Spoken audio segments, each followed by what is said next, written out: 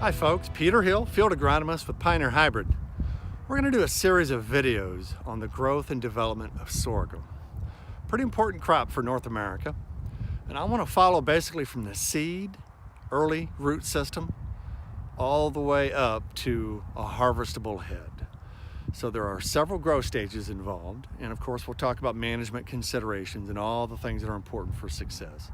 So follow me on this series and I hope you enjoy. So let's explore the root system of a young sorghum plant. On the right is a corn plant, obviously, for a point of comparison. Now, what I want you to remember is that both crop species are grasses.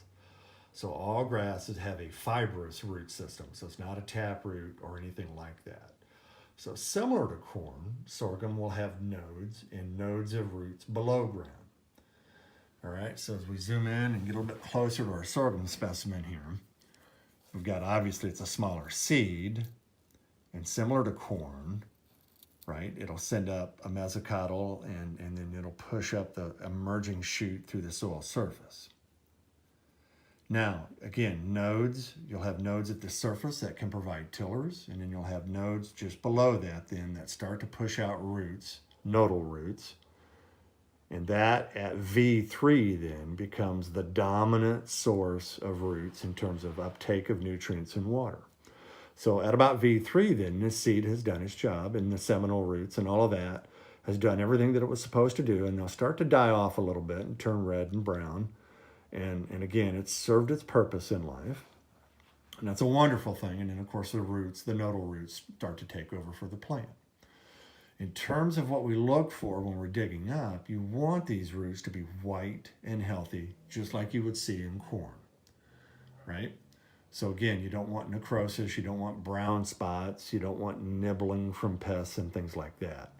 So that's important to evaluate when you're digging up a plant and evaluating root health. Now, of course, what you're seeing here is soil that I didn't quite get washed off, so that's on me. But again, you want that root system to be white and healthy. Obviously, these nodal roots are much longer, larger in diameter, much more surface area compared to the early root system that came from the seed. So again, at this point, then you're getting a lot of biomass above ground. And we've got to support that, and we're going to have an impressively healthy root system to be able to do that. Now, a couple of points of difference. And one is that usually your roots on sorghum do not go as deep as they do on corn. I think that's a function of probably soil texture, compaction, and things like that. But all factors aside, generally your sorghum roots do not go as deep as corn. The other thing you need to remember, I'll give an example for South Texas. We only plant about 24,000 seeds per acre on corn.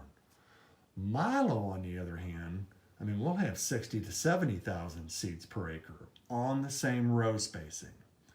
So plant-to-plant competition is much greater in Milo than it is in corn. And generally, you just will not ever get the root mass under sorghum that you will under corn. And so that's kind of a big deal. And so hybrid by hybrid, then that plant-to-plant competition has an impact on lodging, right? Standability. You want these plants to be standing at the end of the season so you can get all the heads harvested.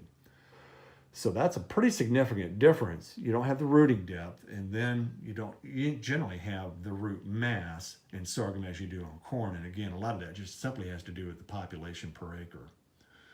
So again, they're different crops, but both with fibrous root systems.